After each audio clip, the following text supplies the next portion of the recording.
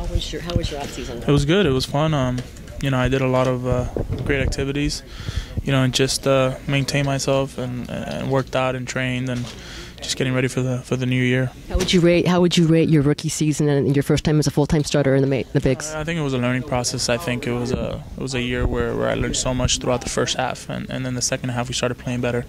I think the experience was perfect in the sense of we got a lot of experience, on the team. So it was a lot of fun.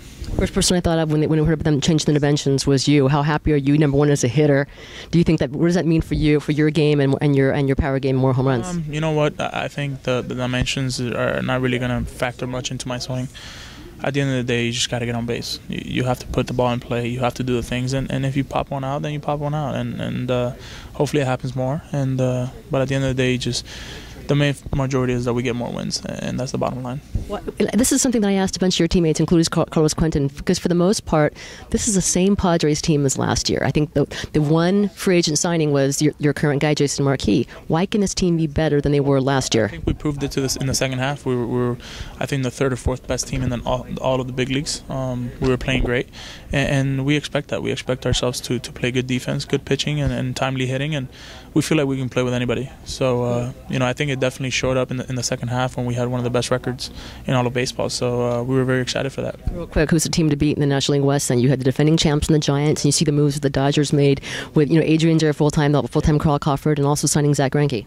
Well, I think it's good. I really think that division is one of the toughest ones in all of baseball. So if there's a team to beat, I think every team is good. So everybody's going to compete, but we just obviously for ourselves we feel like we have a great team, and we're going to go out there and play.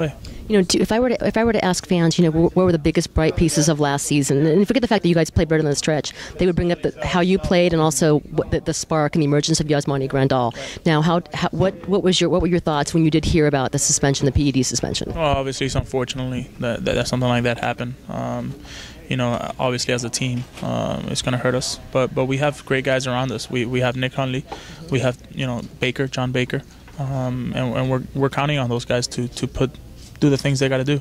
So at the end of the day, we just got to compete. It's not really, this team is not made on one guy. This team is made on 24 other guys. So we just have to go out and play. How surprised were you by that, to hear it, though? I mean, this is someone, I'll bring this up because when you hear about your stories, you have very similar backgrounds, coming from Cuba and going to Miami and coming to the Reds and coming to the Padres. You guys seem as though that you've been linked in the past and also in your future. Well, I think he's a good friend. He's a guy that I'm always going to be there for. He's a guy that is a great ball player and a great teammate. So, at the end of the day, it's very unfortunately that things happen and this happened, but we just got to move forward with this and learn as much as possible and understand that right now the game is changing and it's cleaner and it's great and it's good for baseball, it's good for the world, so we just have to keep it going. Does it bother you that so many guys from Miami were linked to it, including a guy that you mentioned as a mentor in Alex and A-Rod? Yeah, I mean, I've never heard of it. I wasn't in town when that whole thing went down. But then again, I don't really know much about it, so I have no idea. What are you expecting from yourself this season? To play good baseball, to be healthy, play all 162, and to just win some games. Your teammate Cam Maben said he took 5 days off, got right back into it. How long did it take you to go ahead and get into that baseball mode and get yourself ready for the season? The minute I was done.